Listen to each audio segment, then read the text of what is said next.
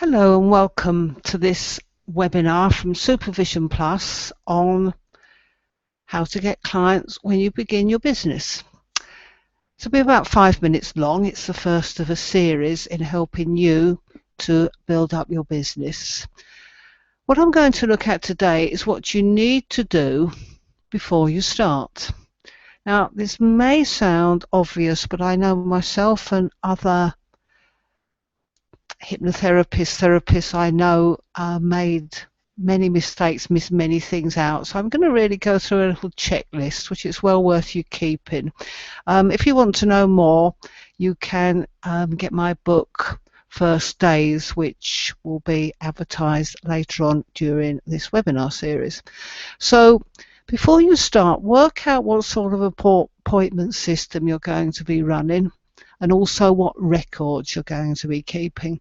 Now, you may well have learned quite a lot about this in the course of your training, but you'll find you'll customize these things for yourself as you go along.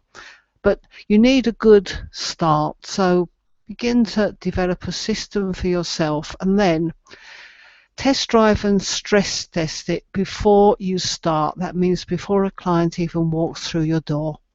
Now, how do you do this? Well, good way of trying out a booking system is on your family and friends, and perhaps while you've been training you might have been seeing clients without charging them. If you have been, then put them into your proper booking system, the one you're going to be using for paying clients. That will help see if the system works for you. So you need a system where you can track who's coming to see you, obviously, but then also how are you going to inform clients? It's often a good idea to email, or even better these days, text a client before their appointment to remind them about their appointment.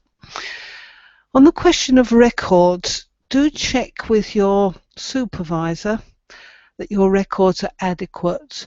Remember that if you belong to a professional association, which I would strongly advise you to do, then they will expect you to keep proper client records.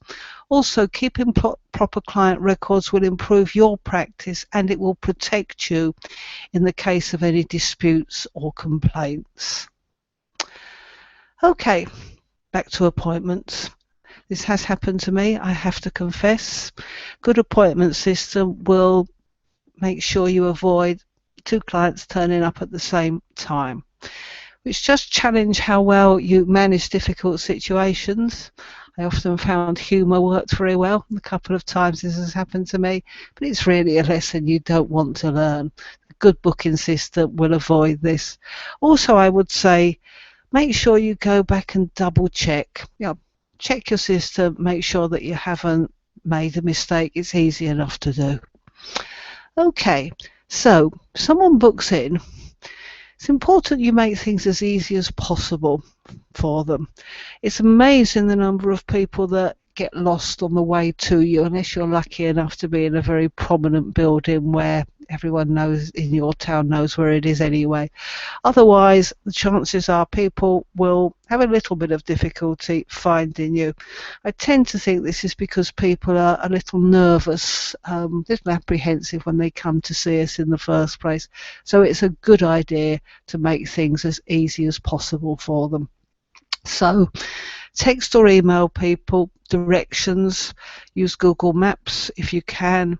Also, give them a contact number where they can phone you. Nearly everyone carries a mobile phone now, and this does mean they can phone you to say they're lost in the next street. This sort of thing happens a lot. It's also a good idea in this initial contact to email people your terms and conditions, so they get the idea that you are a serious professional, that you're offering a good professional service to them, and you're expecting certain things back from them.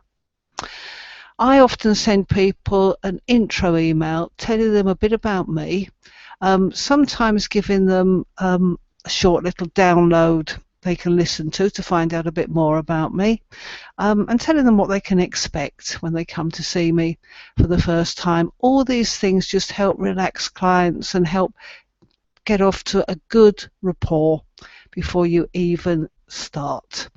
So just a few little tips. As I say, if you want to know more, you can go to my book First Days, which will explain this sort of beginning process in much more detail, and will also give you access to a number of templates you can use for booking systems, case notes and similar.